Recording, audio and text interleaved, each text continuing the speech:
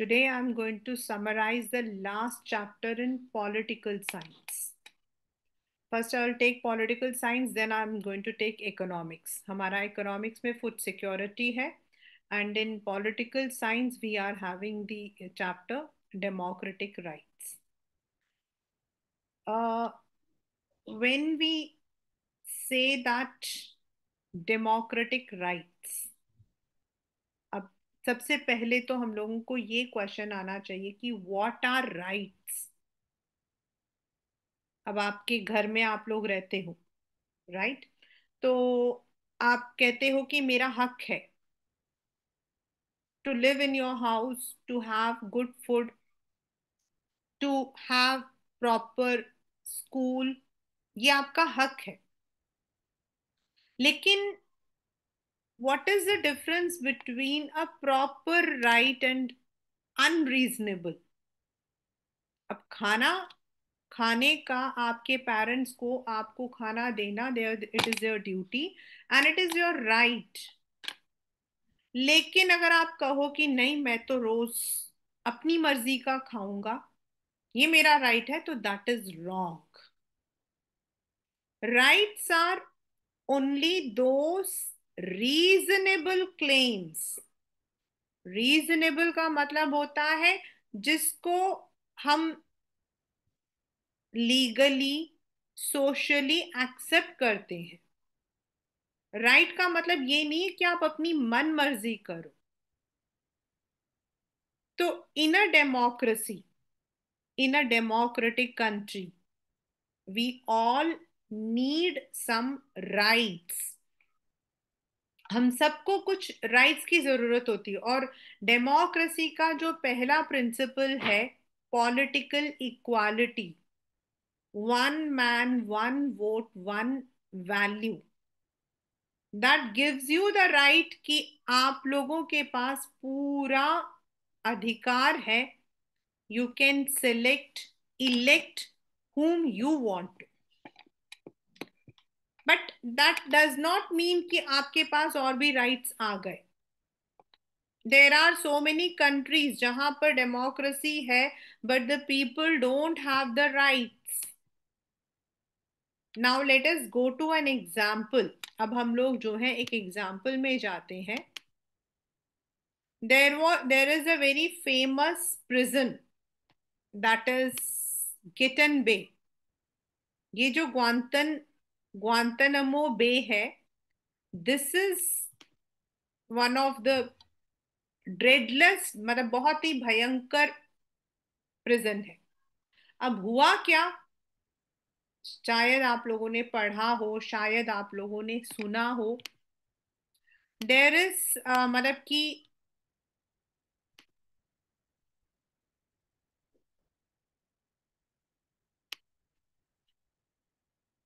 There is there मतलब कि there was an attack on world trade tower in America. America का जो world trade tower था उस पर अटैक हुआ था। We have many movies on that. We have what you call as many books on that. बहुत सारे आपके यूट्यूब पे you can see the original one. That was really very very difficult, बहुत ही डिफिकल्ट था that particular period. तो उस दौरान क्या हुआ, देयर वाज एन अटैक। और जो पेंटागन टावर है यूएस का, सबसे उनका जो ऑफिस वगैरह है, उस बिल्डिंग पर अटैक हुआ। और आप यूट्यूब में देख सकते हो, पूरी की पूरी बिल्डिंग ऊपर से खत्म। And it was believe that some people from some of the, मतलब कि एनिमी कंट्री उसके लिए जिम्मेदार थे। एंड एज पर यूएस, जब उनको पता लगा, तो उन्होंने क्या किया, एशियंस जो होते हैं, दे जस्ट टुक, उनके जितने भी लोग थे, अराउंड 600 पीपल, उनको उन्होंने पकड़ा and they were put into this dreadliest prison. इस प्रिजन के अंदर डाल दिया। प्रिजन के अंदर डाला वो बड़ी बात नहीं थी। उनकी फैमिली को कोई इंफॉर्मेशन नहीं, no notice, they were not allowed to meet the prisoners, and there was no trial. जब आप किसी को अरेस्ट करते हो तो उससे पहले there is a proper investigation, proper trial done. You can not just, ये मूवी नहीं है जहां पर अक्षय कुमार या फिर अजय देवगन गया, उठाया उसने और फट फट फट फट मार के डाल दिया। No, not at all. The police are not suppose to touch anyone. वो गोली भी मार सकते हैं तो पैरों पे मार सकते हैं। There are certain rules and regulations. आपको अरेस्ट करने से पहले you need to go for the trial, you need to take the permission, but ऐसा कुछ नहीं हुआ। नाउ इमेजिन, उनमें से कई लोग ऐसे थे जो इनोसेंट थे, and according to the forces of US, everyone जिनको उनको लगा कि दे आर एनिमीज, उनको उन्होंने पकड़ लिया। अब कॉमनली कोई कुछ नहीं कर पा रहा था। अल्टीमेटली एमनेस्टी इंटरनेशनल करके, amnesty international is a human rights commission, मतलब ये लोगों के राइट्स के लिए लड़ता है। इन्होंने जो है इस बात को हाईलाइट किया। इवन यूएन के सेक्रेटरी जनरल जो थे, he also condemned this act, and but US did not मतलब कि एक्सेप्ट दीज प्लीज। तो आप खुद सोच सकते हो कि this is how ridiculous it is. In the same manner, in Saudi Arabia, which is a monarchy country, वहां पर क्या होता है, the people do not have, अभी तो फिलहाल है, but they did not have the rule for electing their rulers, या देयर जो किंग है, ही इज हैविंग दी, मतलब उस वो जो है सबको इलेक्ट कर सकता है। सिटीजन्स अपनी, कोई अगर सिटीजन्स के खिलाफ कुछ भी हुआ तो they can not raise their hand, they cannot protest, they cannot have freedom of religion, the women are not given equal status. This is the second case. In fact, there are many ऐसे countries हैं, Israel है आपका, वहां पर भी है। then there are many countries जहां पर you are not allowed to speak up, there is no freedom. Now let us come to Kosovo. Kosovo अभी नहीं है, अब तो नहीं है। Now Kosovo is eliminated from the map of the world. Yugoslavia में एक मतलब की एरिया था। आपको पता वहां पर क्या हुआ था? वहां पर मतलब कि देयर वाज अल्बेनियंस करके मेजोरिटी में लोग रहते थे, सॉरी लोग रहते थे अल्बेनियंस, प्लस वहां रहते थे सर्ब्स भी। नाउ जो अल्बेनियंस थे वो माइनॉरिटीज में थे, और सर्ब्स जो थे they were all in majority. Serb is a community, Albania मतलब कि, नाउ व्हाट हैपेंड इज, जब ये सर्ब मेजोरिटी में थे तो उनका जो लीडर था माइलो सिविक, उसने जो है जब वो राज मतलब कि लीडर बन गया तो जितने भी अल्बेनियंस थे उनको मारा, उनके साथ छीना झपटी की। 80 years की women was sitting on her in her house, उसके सामने उसके हस्बैंड को मार डाला, उसके घर को जला दिया। This is because they did not want कि जो अल्बेनियंस हैं वो युगोस्लाविया में रहे। अब तो Yugoslavia is divided into 6 different countries, लेकिन ये उस वक्त की बात है, रियलिटी है।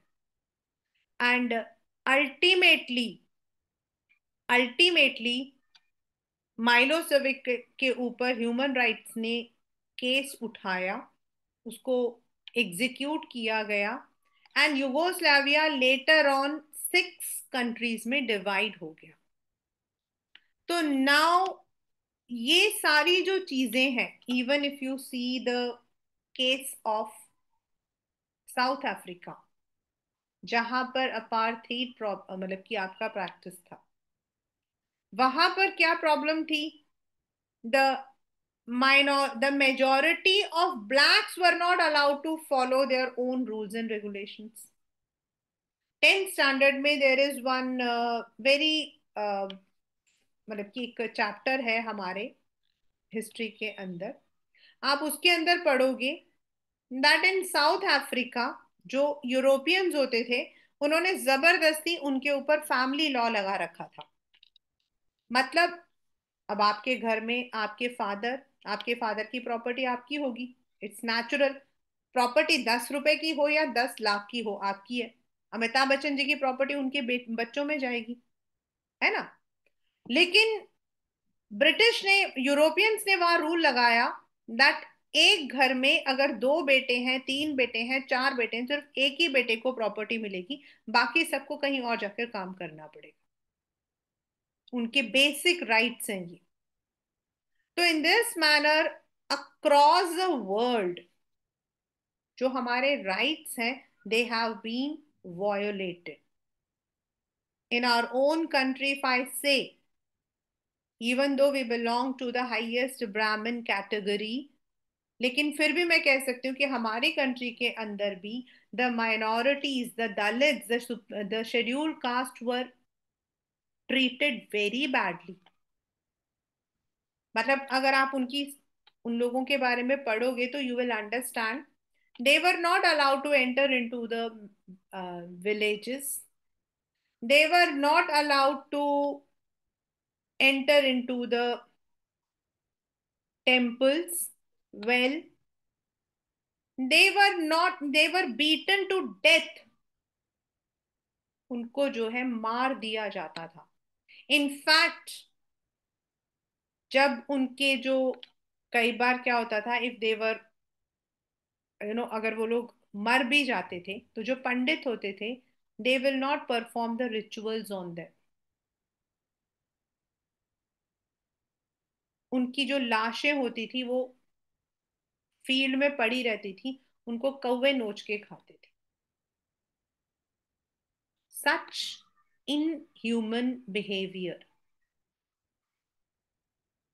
तो ये इन सब से हमें क्या पता लग रहा है that these people, Kosovo, US में गिनतन बे, साउथ अफ्रीका, ये सब पता लगता है कि जो बेसिक हमारे जो क्लेम्स हैं, जो हमें रीजनेबली मिलना चाहिए, रोटी, कपड़ा, मकान, पढ़ने की मतलब कि पढ़ना, education, health, those claims which are recognized by society and sanctioned by law should be there.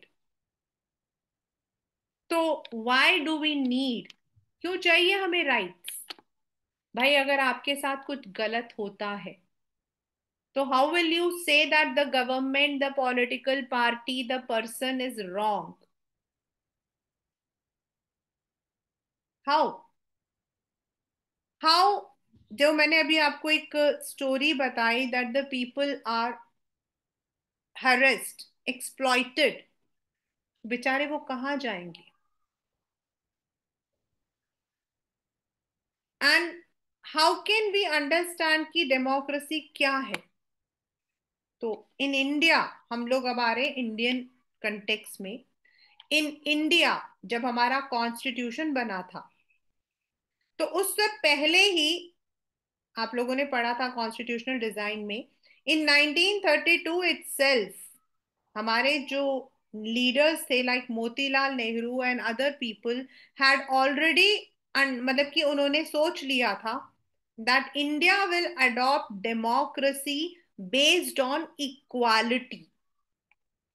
हम लोगों ने चैप्टर फ्रेंच रेवोल्यूशन पढ़ा था, एंड फ्रेंच रेवोल्यूशन में हम लोगों ने पढ़ा था that only the first estates and the second estate people had the rights, और थर्ड एस्टेट को सिर्फ जो है टैक्स देना होता था।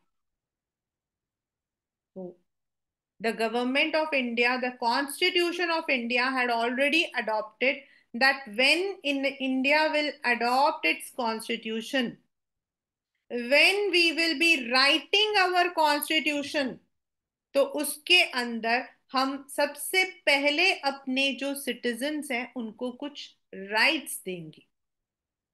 And as a citizen, as a student of political science, हमें हमेशा ये राइट्स जो हैं, 6 राइट्स हमें याद रहने चाहिए.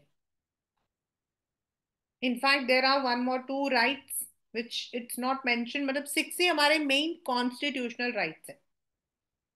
कॉन्स्टिट्यूशनल मतलब these rights are given to all, irrespective of what are you. And कुछ हमारे राइट्स हैं जो हमारे सिर्फ जो है ये फंडामेंटल राइट्स हैं, और कुछ हमारे हैं स्पेशल राइट्स जिनको हम यूज कर सकते हैं एट स्पेशल सर्कमस्टांसेस. और हमारे जो राइट्स हैं वो है right to equality, freedom, right against exploitation, freedom of religion, cultural and educational rights and constitutional rights. जब मैं ये चैप्टर दोबारा से उसके साथ करवाऊंगी, when I will be doing it along with your NCERT, I'll tell you how many questions you will be having from this chapter. तो सबसे पहला हमारा है इक्वालिटी. मीन्स आप लोगों ने देखा होगा, if you have seen the हमारे जो कानून है, कानून हमेशा जो है पट्टी डालता है. यू माइट हैव सीन, कानून हमेशा पट्टी डालता है. तो वो पट्टी क्यों डालता है? This is because it says कानून जो है it is equal for all and it will be unbiased. It will not partial मतलब it will not follow partiality. nobody can be denied protection by law. चाहे आप राजा हो, चाहे आप भिखारी हो, लॉ के सामने आप बिल्कुल बराबर हो. The government, people, they cannot discriminate you on the basis of your religion. आप इस रिलीजन को हो इसलिए आपको ये चीज नहीं मिलेगी. कास्ट, प्लेस ऑफ बर्थ और gender. You can go to any, जैसे मैंने अभी आपको बताया दैट प्री इंडिपेंडेंस पीरियड में हम लोगों के साथ में क्या होता था, those people who belong to the untouchable, मतलब अनटचेबिलिटी वॉज प्रैक्टिस्ड. अभी भी प्रैक्टिस होता है, अभी भी हमारे मुंह से निकलता है, वो चमार है, वो ये है. These words are actually not to be used. They are all derogatory statements. ये अब्यूज होता है. पहले होता था कि आपको, मतलब कि the people were not allowed to enter into the temples. There are so many incidents. अगर आप टेम्पल में घुस जाते थे तो दे वुड बी, अभी गुरुवायूर जो मंदिर है उस पर भी इसके ऊपर एक वो चला था, क्योंकि वहां पर women are not allowed. Bathing ghats, road, park, restaurant, cinema halls, but you should not. Similarly अगर आपको नौकरी करनी है, the opportunities should be for all. That is why in our constitution, in our law, there is some reservation जिससे वो लोग जिनको पहले ये चीजें नहीं मिलती थी, they are also getting the benefits. It does not mean giving equal treatment to everyone despite what they need, but it means equal opportunity. उनको आगे बढ़ने की opportunity.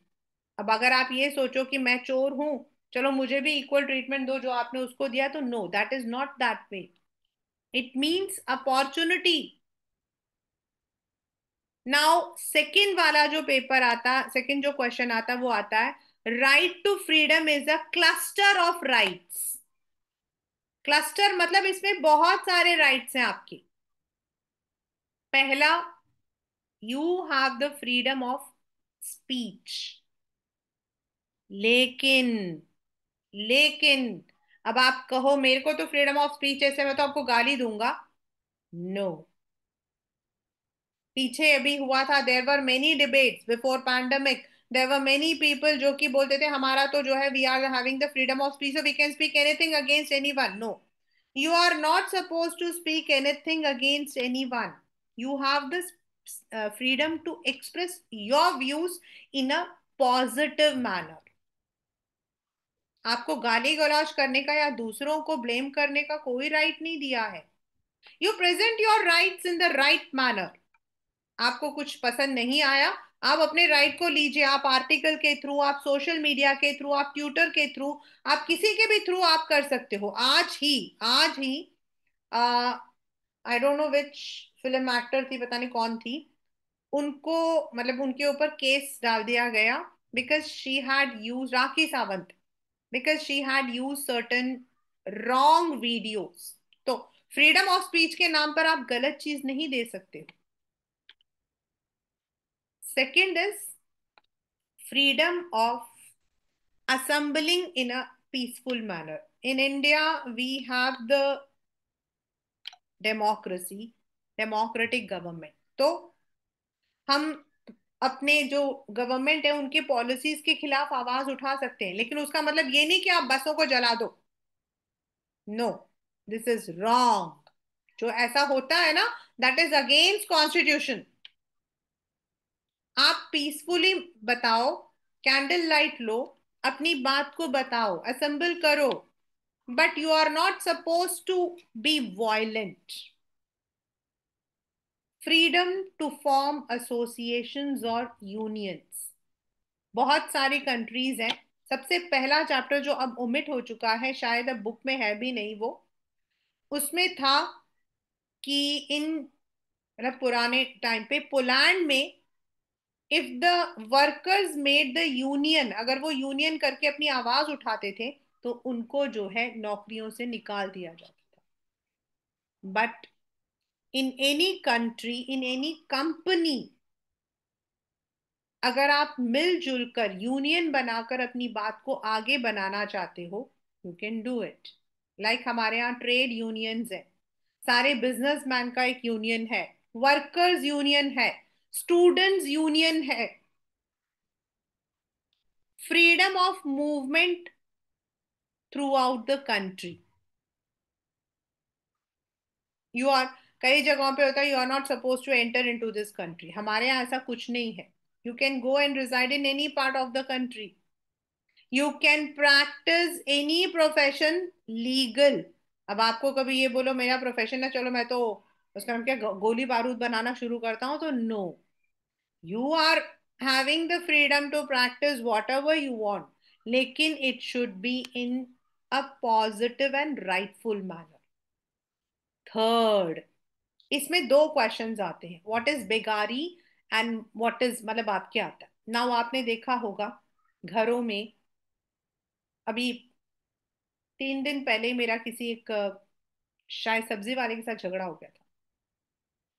I had gone to take sabzi and I think it was Sunday. तो उनका एक छोटा सा बच्चा था and he was there on the, तो मैंने कहा भैया आपने इसको क्यों लगा रखा है। तो जो भैया थे उन्होंने कहा कि ये ना घर में ना अपनी मम्मी को बहुत तंग करता है। मैं कहा तो मम्मी को तंग करता है तो आप यहाँ पे इसको काम पे लगा लोगे। तो कहते मैम अपने ही तो काम कर रहा है ना, किसी और के साथ में थोड़ी जाके काम कर रहा है। मैंने कहा जी हाँ, वो अपना काम तो कर रहा है, but on the other hand वो आपको कमाने में मदद कर रहा है। आप अपने घर में उनसे खाना उठाओ, प्लेट उठवाओ, कोई प्रॉब्लम नहीं है, बट यहाँ पर दूसरों के लिए काम कर रहा है, दूसरों के लिए सब्जी तोल कर दे रहा है। एंड देन ही सेड कि मैम ऐसा गलत है। मैंने कहा बिल्कुल। कहता अच्छा मैं नहीं लाऊंगा। और ऐसा मैंने एक बार पहले भी किया था। Child labour is very very common in India, restaurants में। देन आपके जो ये पटाखों की जो फैक्ट्रीज होती है सिवागासी, वहां पर 90% people are child labour. Then आपके आगरा के पास फिरोजाबाद है, वहां पर 100% जो चूड़ियां बनाते हैं, बैंगल्स, वहां चाइल्ड लेबर है। Then there is also trafficking. Trafficking का मतलब होता है बच्चों को, औरतों को, मतलब कि पकड़ लिया जाता है, फिर उनको जो है कई जगहों पे बेच दिया जाता है।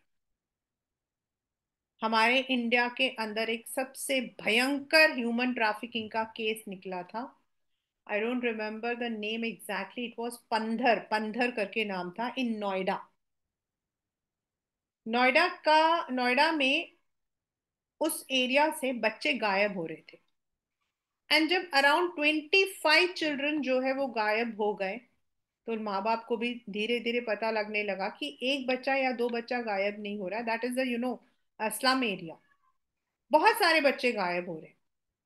Now the case was registered, और आपको बताते हुए भी मुझे शर्म आती है, मुझे मतलब कि I feel very odd. Those children were human trafficking होती थी, उनमें से कुछ बच्चों को तो वो पकड़ते थे, उनकी किडनी और लिवर वर्गर को निकाल के बेच देते थे। एंड वो आदमी जो था, he was some psychological, you can see in this Google, आपको मिल जाएगा, मतलब वो तो मुझे बहुत गंदा लगता है। वो उन बच्चों को काट के खा जाता था। He was sentence to death later on.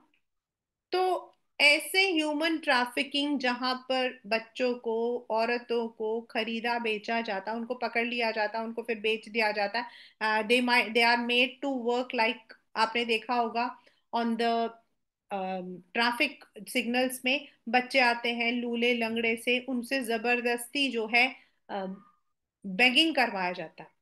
तो ये जो बेगिंग होती है ना, this is a modus operandi, ये पूरा एक इलीगल काम है।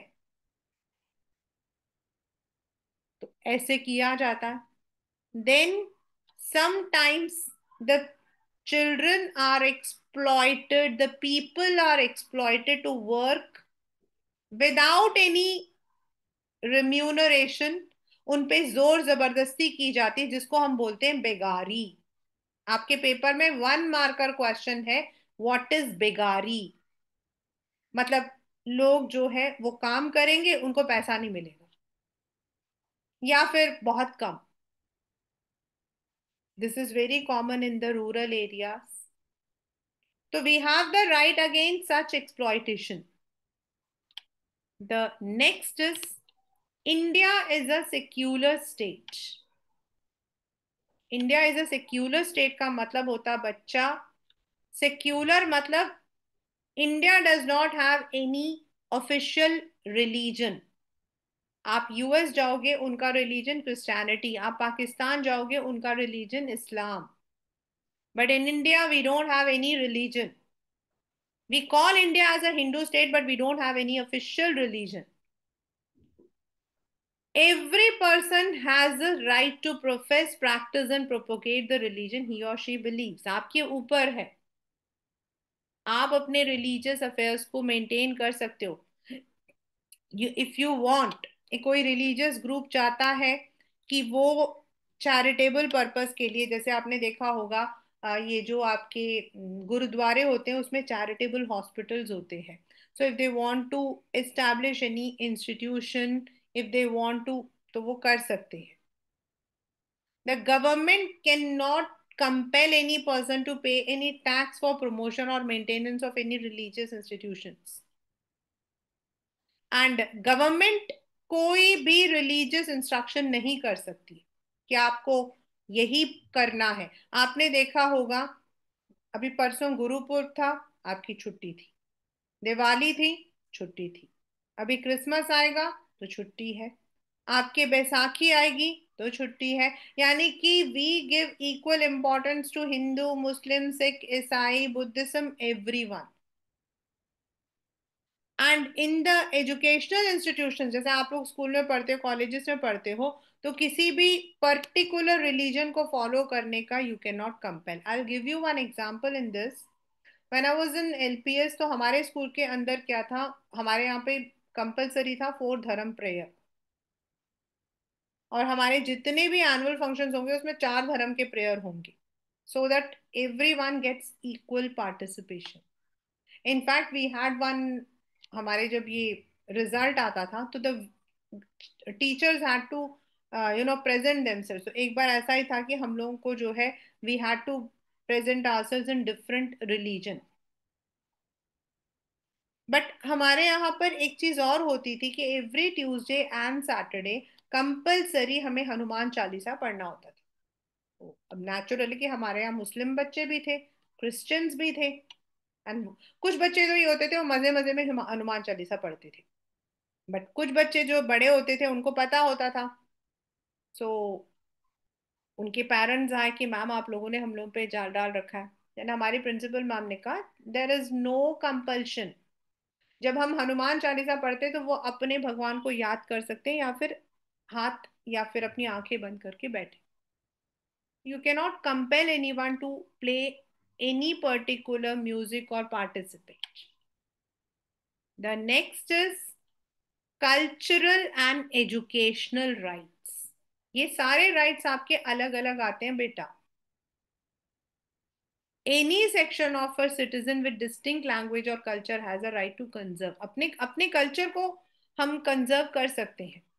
आपने देखा होगा जब आपके गुरुपूर्व वगैरह होता है तो जो सिख होते हैं वो लोग पूरे रोड में अपना प्रोसेशन वगैरह निकालते हैं, and the government can not deny any citizen on any religion or language.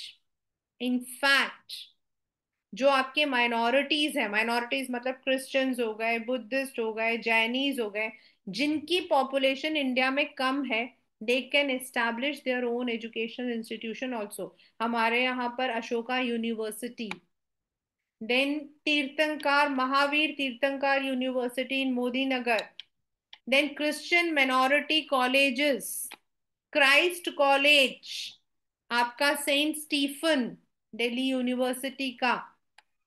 We have so many, मतलब कि जो आपके गुरु तेग बहादुर, जो आपके हरकृष्ण स्कूल, ये सब they all come under the Christian minorities. They all come under the Christian, मतलब कि ये सब माइनॉरिटीज में आते हैं, क्रिश्चियन माइनॉरिटी, मुस्लिम माइनॉरिटी, उनके अंडर आते हैं। बट उसमें एडमिशन हमारा भी आजकल तो हो जाता है, बट देवर एक्चुअली एस्टैब्लिश कि ये जो लोग हैं जो और जगहों पे नहीं जाना चाहते, तो उनके लिए एटलीस्ट स्पेशली होना चाहिए। In college level also we have Mahavir Tirthankar University is there, Ashoka University is there, we have, then we have. तो इस तरीके से कॉलेजेस स्कूल्स हम एस्टैब्लिश कर सकते हैं। नाउ व्हाट विल हैपन अगर आपका जो राइट है वो नहीं मिला आपको तो? चलो, ये तो थे कि हमें राइट्स हैं, लेकिन अगर आपको राइट नहीं मिला तो क्या करोगे आप? You have the courts, you have the right of constitutional remedies। और ये जो मैंने, ये जो यहाँ लिखा हुआ है ना, doctor Bhimrao Ambedkar called right to constitutional remedies at heart and soul of our constitution. मतलब अगर ये राइट ना होना तो वो बाकी राइट्स बेकार है। क्योंकि जब तक आप, अगर आपको राइट नहीं मिला है तो आपके पास दरवाजा खटखटाने के लिए you don't have any right, तो फायदा क्या है?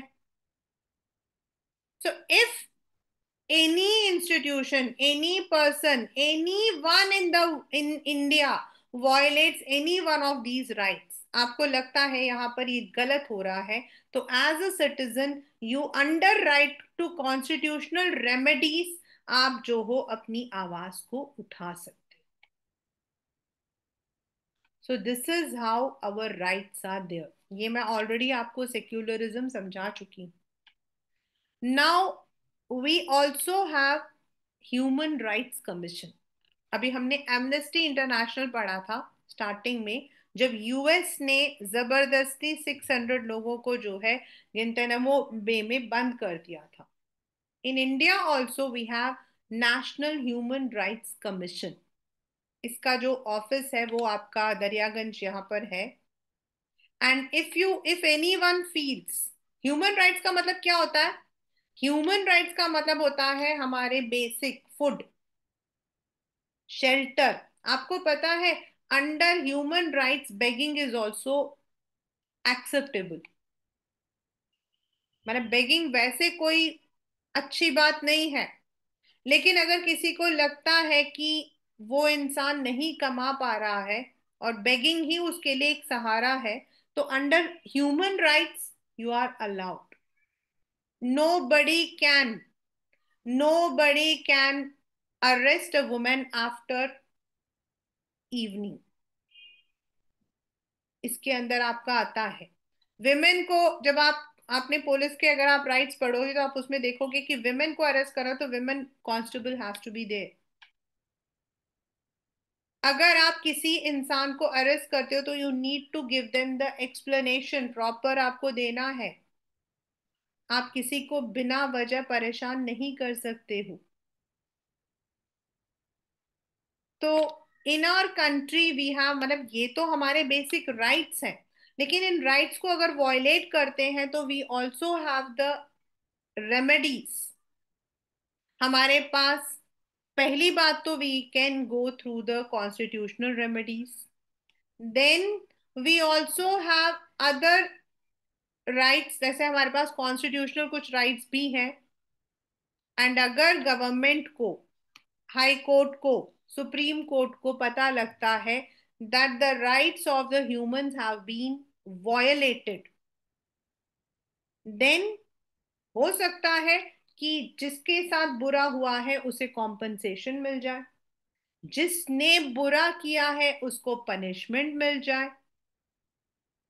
And there have been many cases where the fundamental rights had been violated in our country and the court had punished the people.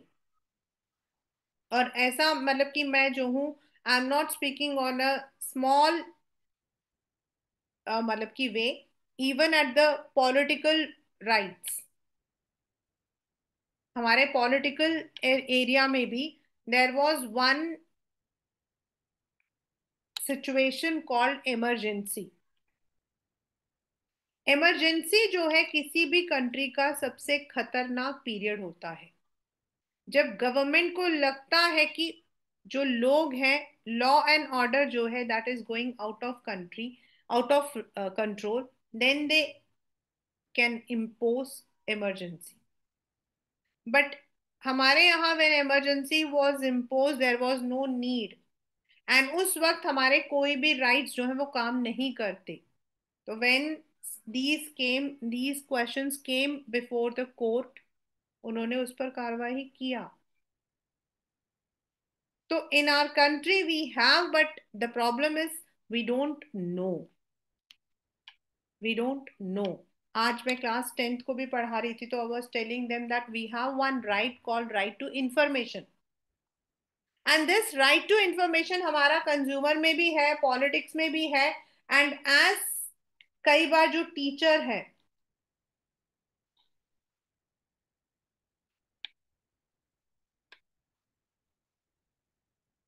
Schools के अंदर, वहां पर भी कई बार ये वॉयलेट होता है, वी हैव दैट राइट। तो these rights are those, right to information, government ठीक से काम नहीं कर रही है, you can, but these rights come under the constitutional rights. तो we have certain rights, but the main thing is mainly awareness, awareness. We must know that as a citizen of India, we have these rights. And if someone violates or tries to violate, we have the right even to raise our voice. Right? अगर हम south Africa में जाते हैं तो वहां पर क्या है, वहां का जो मतलब कि जो है, they have even special rights.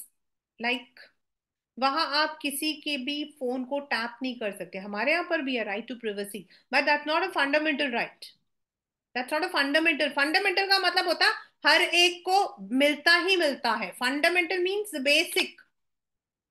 वहां पर you have the right to privacy. सबसे बड़ी बात है राइट टू क्लीन एनवायरमेंट। अगर हमारे दिल्ली में ऐसा हो जाए ना, हम तो धन्य भाग हो जाए। अगर हमारे दिल्ली में ऐसा हो जाए तो हम तो धन्य भाग हो जाए, but that is there. Right to have adequate housing. We don't have this. हाँ, we can buy house if you have the money, but वहां पर क्या है, it is a government responsibility कि वो लोग जो है अपने सिटीजन्स को हाउसिंग प्रोवाइड करें। छोटा बड़ा, हमारे यहाँ पर वी आर हैविंग प्रधानमंत्री आवास योजना। जितने भी हमारे LIG, MIG, HIG, ये जो गवर्नमेंट आए थे, दीज वर ऑल्सो अंडर की हर एक इंसान अपने मतलब लेवल के अकॉर्डिंग घर खरीदे। But this is only to ensure equality, not the fundamental. Then right to have access to health care services, sufficient food and water. We have this facility, but we don't have this as a right. मतलब वहां पर government is responsible to provide proper health care to the people. In all the countries of west आपके पास जो है, अगर आपके पास अपना आई कार्ड है, if you're living in Canada, you're living in US, तो वहां पर क्या होता है, you pay the taxes. So if you are having the card, you go to any hospital and get the treatment. But in India, it's not like that. In South Africa, such healthcare services are to be provided by the government. Food, वहां पर क्या है, जो लोग गरीब होते हैं या फिर those who are under privilege, उनके लिए वर्क हाउसेज होते हैं।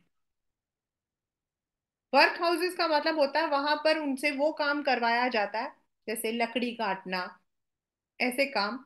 एंड देन उसके बदले में उन लोगों को खाना पानी सब दिया जाता है। Even in UK and other areas you have these. तो ड्राइवर कहाँ बोल रही है, थोड़ा पागल है। सो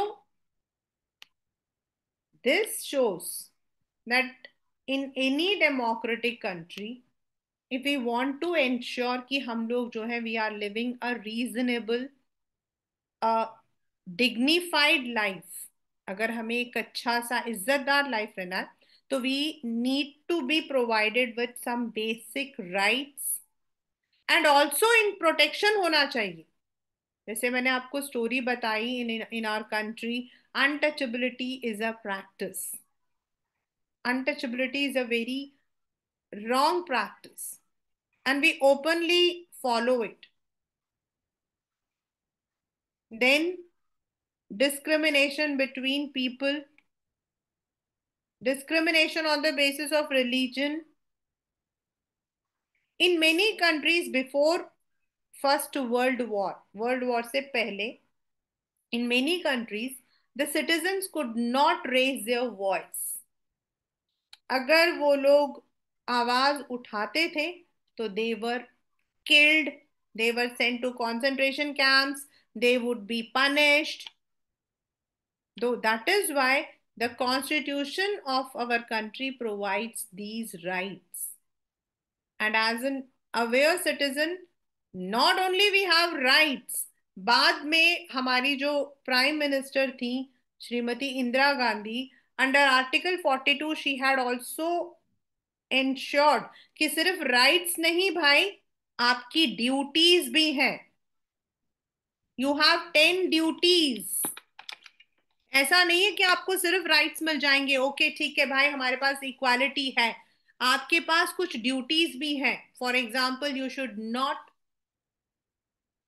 spoil the public property, you should always salute your national flag, you should not spread any rumors about your own country, you should respect the constitution and the law। आपके पास कुछ ड्यूटीज भी है। 6 राइट्स हैं हमारे पास और 10 हमारी duties भी हैं। And definitely, not only then when the national anthem is played, you need to stand. National anthem should be played in a larger ground, open ground, and when it is played, it is your duty to respect it. तो ऐसे हमारे कुछ duties भी हैं as well as, of course, we are provided some rights also. So that is the chapter democratic rights. The next session we would be doing this same chapter along with the NCERT. तो ये आपका जो है, this is how the chapter starts. First of all, we read about the prisoners, 600 prisoners. Then we read about Amnesty International. Then what are then Kosovo, then South Africa, South Arabia, sorry, Saudi Arabia. And then we move towards what are rights, what are the six rights, unke explanation. And then why Dr. Ambedkar called right to constitutional remedies as heart and soul. उसके बाद the special rights which are given in South Africa.